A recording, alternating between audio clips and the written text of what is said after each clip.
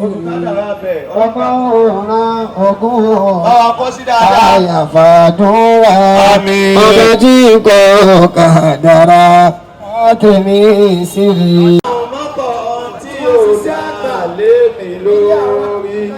ọba tí ń kọ́ kádàrá bọ́tà wá sí rí. ọba tí ń kọ́ kádàrá. Sọpẹ́ ẹni bá ní tòun dùn. ó ní bó ti ṣe. ó ti ṣe ọ̀rọ̀ wa dayọ̀. ọ̀dàyọ̀ Sọpẹ́ ẹni bá ní tòun dùn. ó ní bó ti ṣe.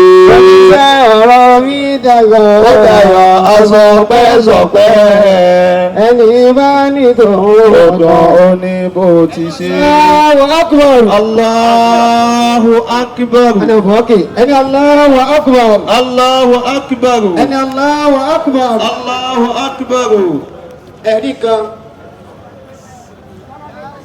wọ́n ní ẹ̀gbọ́n náà àwọn ọ̀rọ̀ àgbàlagbà wọ́n ní ká máa fọ́ lọ́hùn ní sinmi ká máa fọ́ lọ́hùn ní sinmi wọ́n ní ká máa fọ́ lọ́wọ́ ní sinmi ká máa fọ́ lọ́wọ́ ní sinmi kádàrá òun ṣe kọ̀ láì bá ká máa fọ́ lọ́hùn ní sinmi. a kí afọ́wọ́ àgbà ọmọ àwọn àgbàlagbà tó ń ṣiṣẹ́ àgbàlagbà tọ́lọ̀ ń gbé wọn sípò àgbàlagbà tí wọ́n ń jíṣẹ́ àgbàlagbà nínú ọba wa ìdásàláti ọba wílẹ̀ kan sí ọba wílẹ̀ kan sí wallahu yasimuka la takhaf wala hawla wala quwwata illa billahi al-aliyyil akí pẹ̀lú gbólóhùn pé bí kúlì ìdání Mali bi kulli jawarihi. àkúlò làkún Ahlan wa sahlan wa marhaban. Aqulu lakum ahlan wa sahlan wa marhaban. Allahu akbar. nígbà tá a wà délé pé àwọn sábà ń délé Insha Allah. àwọn ọmọ wa fún ẹran fún wa báyìí bàbá wa lọ sí ńlá kábàbù kékeré pé kí wọ́n á bọ́ tọ̀hún yẹn káwọn wá bọ́ sí gbòmí àlùbáríkà wọn làwọn ń jẹ Allahu akbar. kó làwọn láwọn gba wọn àlífà nígbà tó ti lọ bẹ́ẹ̀ àbáwá ẹ̀mí ṣubú láyé láwọn náà. Àmín. báwo làwọn àfọ àwọn tí tara wọn jáde wọ́n yẹ pé àwọn náà tún ní àfọ àtiwá náà Allahu bí akbar. ìgbà wá sí ọ̀dọ̀ àwọn ọmọláńdá sí musasiri mo ní ọ̀rẹ́ kan bẹ́ẹ̀ àfọ àwa ọmọ ẹ̀gbọ́n wọn ló bí àfọ àwa yìí Tọ́hìrù. àfọ àtọ́hìm èmi mo wá sọ́dọ̀ àwa àfọ àwa níbi ilé tí wọ́n wà pẹ̀lú kí wọ́n kọ́ ilé yẹn èmi wọn jàgbá káwọn tó pọ̀ bá wa ní ṣubú láyé láyé ọlọ́run Àmín. báwo láwọn àfọ àwa lọ tí wọ́n lọ sí Kánò wọ́n wá sí àdúrà pé ọlọ́run àbúrò mi ti lọ wọ́n ti ké mi lọ nísìnyí wọ́n lẹ́kọ́ wọ́n tún wá lẹ̀mí gígùn wọ́n lẹ̀mí gígùn gbogbo ọmọ tí wọ́n bàbá wa bí apáta kò séyìí tí ọ̀yà rẹ̀ ń bẹ̀ Allahu akbar. lórí ẹ̀yìn first time jẹ́ pé ìkọrin báyìí Allahu akbar. ṣùgbọ́n mo rí báyìí lórí Facebook báyìí máa ń gbádùn ọ̀rọ̀ yìí ni Allahu akbar. ìmọ̀ kó jẹ bí Indomie ni Allahu akbar. ẹ̀yọ̀ bọ́lá bí wa Muhammad Sallallahu alayhi wa sallam. ọlọ́run tó wá ti fi hàn bàbá ní parí láyé láyé ọlọ́run Àmín. wọ́n yà ànábì wa Muhammad Sallallahu alayhi wa wọ́n wá fi ti sallam. bàbá wa Grand Chief Imam of Lagos State Adamallahu ayatahu.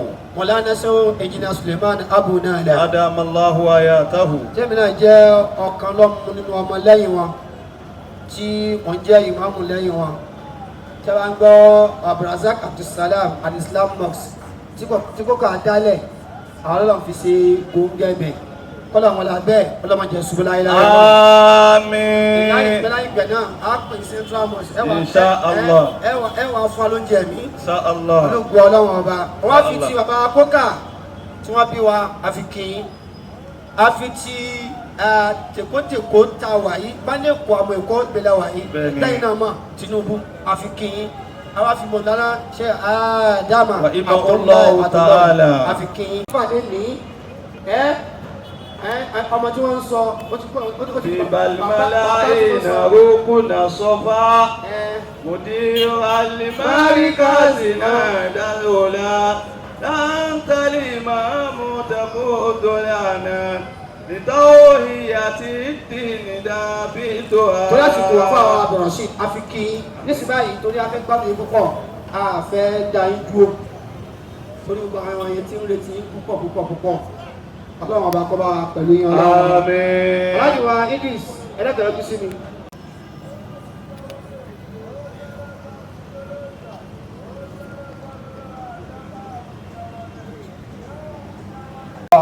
àmọ́ sí kí ni àmọ́ ọkọ̀ wọn lọ́nà ni ẹ̀yìn mọ̀nàbí wa Muhammad sallallahu alaihi wasallam. ṣùgbọ́n gbogbo wọn ti jọra wọn alákọ̀wé wọn ni wọ́n ti máa ń pákéjì ara wọn ẹ̀yìn mọ̀nàbí wa Muhammad sallallahu alaihi wasallam. pé èyí tí wọ́n èyí dáhà fẹ́ ṣe yẹn yóò wẹ̀ ṣe èyí tí wọ́n máa dún nínú àkáǹtì bàbá ẹni Allahu Akbar Allahu akbar. ẹni tó ní bàbá ó ju àkáǹtì wọn lẹ̀ gbogbo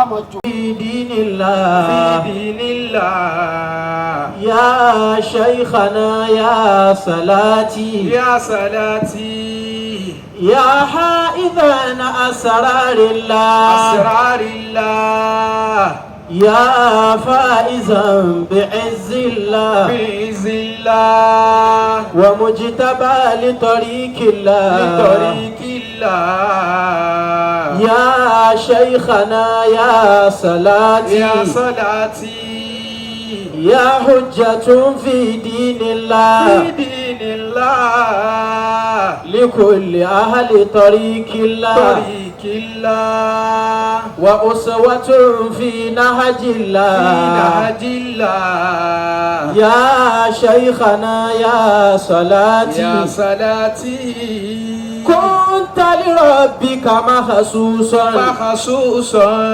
وللأتباع منصوصا منصوصا وللزرار مقصوصا مخصوصا يا شيخنا يا صلاتي يا صلاتي تمسكنا بزيلكم زيلكم أرجو إفادة فائدتكم فائدتكم توصلنا ببركتكم بركتكم عند المولى يا صلاتي صلاتي صاحب الكرامة لجمع الجمال شيخ عجيب للأمة للهمة مرشد الناس بالحكمة بالحكمة يا شيخنا يا صلاتي يا صلاتي صاحب المراتب العالية العالية وكذا لخصال السامية سامية